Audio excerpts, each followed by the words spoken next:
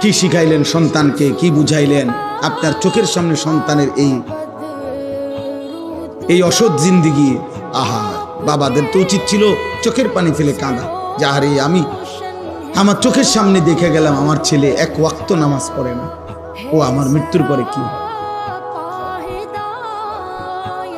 আমার চোখের সামনে দেখে গেলাম আমার স্ত্রী বেপর্দা, আমি বেঁচে থাকতেই দেখে গেলাম আমার ছেলের ঘরের নাতি নাতনিগুলো নামাজ পড়ে না, কোরআন পড়তে জানে না।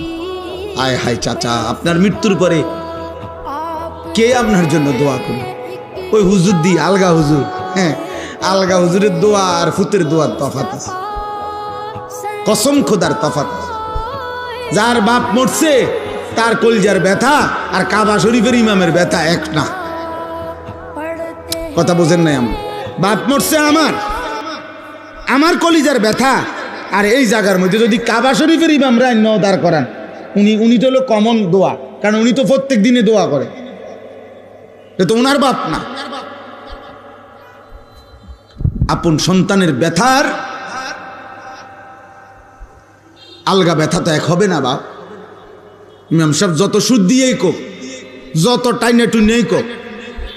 ওই দিন আমার বলতেছে একজনে, হুজুর আমরা এনে বলে যে ওই মানুষ মারা গেছে, এখন গোসল করান, আর গোসল করানোর জন্য জিগাইছে আগরে ওই মাইয়েতের পরিবারের হেগরে কোন রেটে গোসল করাবেন, মানে কোন রেটের উপরে, মানে যদি কাইন্দা কাইটা গোসল করায় তাহলে 1500, আর যদি এমনি নর্মালি গোসল করায় যেত 1000।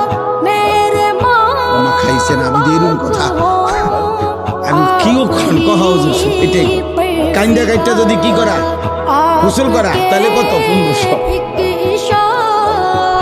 আর যদি এমনি গোসল করায় দেয় তাহলে 1000। এইটা এই বেড়ার ব্যথা, এই বেড়ার কান্দা কাইটা, এই কান্দা আর সন্তানের কান্দা বরাবর, এই তো 1500 টাকার কান্দা, ঠিক না বলেন? এই তো 1500 টাকার ভিতরে হিসাব। হে কাইনবো তো দূর হিসাব করে 1500 টাকা যে দূর, তার তো আরো আছে দোয়ানি। আহা, এজন্য নিজের স্ত্রী সন্তান তারাই আমার জীবনের বড় অর্জন।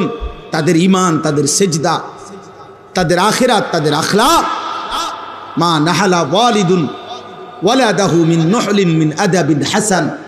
আল্লাহর নবী সাল্লাল্লাহু আলাইহি সাল্লাম বলেন, কোন পিতা মাতা তার সন্তানদের জন্য সবচেয়ে বড় যেই উপঢৌকন নিয়ামত রেখে যায় তা হচ্ছে আদাবুন হাসান, উত্তম আখলাক, উত্তম চরিত্র, ঈমান, সেজদা, মালিকের গোলামি, নবী সাল্লাল্লাহু আলাইহি সাল্লামের সুন্নাতের অনুসরণ।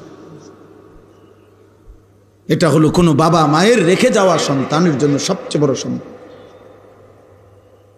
হযরতে লোকমান, আমি এই আয়াত পড়ছি, সূরা লোকমানের 2টা আয়াত পড়ছি, আপনাদেরকে এখনই তর্জমা বলতেছি।